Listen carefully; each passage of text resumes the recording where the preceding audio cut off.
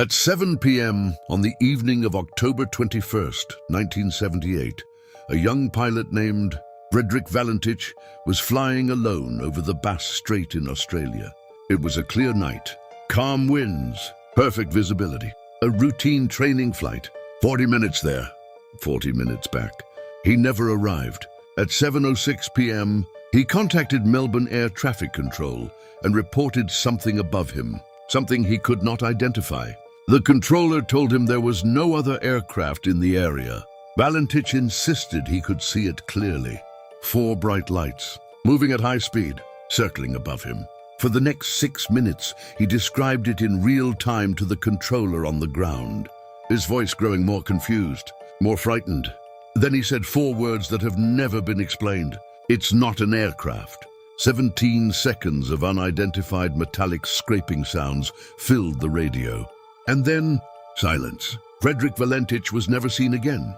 His plane was never found. His body was never recovered.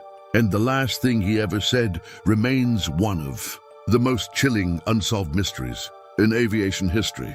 Frederick Valentich was 20 years old, born in Melbourne to Italian immigrant parents. A young man with one obsession, flying. He had been flying for 2 years and had logged around 150 hours of solo time. He held a Class 4 instrument rating, which allowed him to fly at night in clear visual conditions. He had applied twice to join the Royal Australian Air, but rejected both times for inadequate educational qualifications. He was studying part-time to become a commercial pilot. He had failed his examinations twice. He had received warnings for straying into restricted airspace over Sydney. He had twice deliberately flown into clouds, a dangerous and illegal maneuver that had brought him to the attention of aviation authorities. In other words, Frederick Valentich was not an experienced pilot. He was enthusiastic. He was determined. But he was young, impulsive, and had made serious errors of judgment before.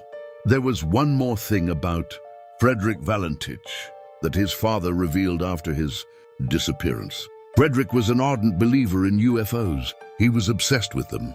He read about them constantly. He was deeply convinced that extraterrestrial craft were visiting Earth. And on the night of October 21st, 1978, whether by coincidence or fate, he flew directly into the most terrifying experience of his short life. At 6:19 p.m., Frederick Valentich took off from Moorabbin Airport near Melbourne in a Cessna 182L light aircraft. His destination was King Island, a straightforward route along the Australian coast and then south across the Bass Strait, a flight he had done before. At 7 p.m. he radioed Melbourne Air Traffic Control to report his position near Cape Otway. 6 minutes later, everything changed. What followed was a 7-minute radio conversation that aviation authorities have never been able to fully explain. At 7:06 p.m., Valentich reported an unidentified aircraft approximately 1,000 feet above him. The controller checked his radar. Nothing. Valentich described it. A large craft. 4 bright lights that looked like landing lights. Moving at high speed, it passed over him once, then came back, then passed over again. At 7:08 p.m., Valentich reported it was now orbiting above him. He said the craft had a shiny metallic surface and a green light on it. The controller asked him to confirm what type of aircraft it was. Valentich replied that he could not identify it. He said his own engine was now running roughly, idling in a way it had never done before. The controller asked him to confirm his intentions. Valentich said, "It's hovering above me again, and it is not an aircraft." 17 seconds of metallic scraping sounds, and then the radio went dead. A spokesman for the Department of Transport later said the metallic sound over the radio was unlike anything the flight service personnel had ever heard before. A full-scale search was launched immediately. 4 days of sea and air search across more than 1,000 square miles of Bass Strait. There was absolutely no sign of Valentich or his aircraft. No wreckage, no oil slick, no debris, no body. It was as if the plane had simply ceased to exist. Then the witnesses came forward, and they changed everything. An eyewitness and his family were driving near the coast at the time of Valentich's disappearance. They had been returning from an afternoon outing when they noticed something unusual in the sky.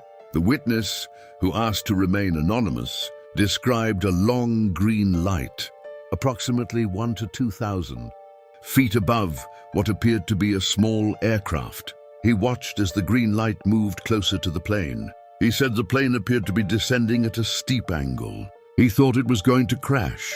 He never saw it crash. 6 weeks after Frederick's disappearance, an amateur photographer named Roy Manifold came forward with startling photographs. On the evening of Frederick's flight, Manifold had been photographing the sunset at Cape Otway, which was almost directly below Valentich's flight path.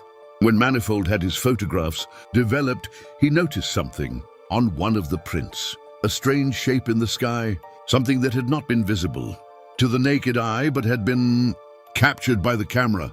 A photo analysis group examined the photographs and claimed they showed a fast-moving, unidentified object near Cape Otway Lighthouse. And then something even stranger emerged. A farmer reported that the morning after Valentich's disappearance, he had witnessed a large unidentified craft, approximately 30 meters wide, hovering over his property. He claimed that what appeared to be a small aircraft was attached to the side of it, leaking oil. The farmer never gave his name. The group that took his statement spent years searching for him. They never found him,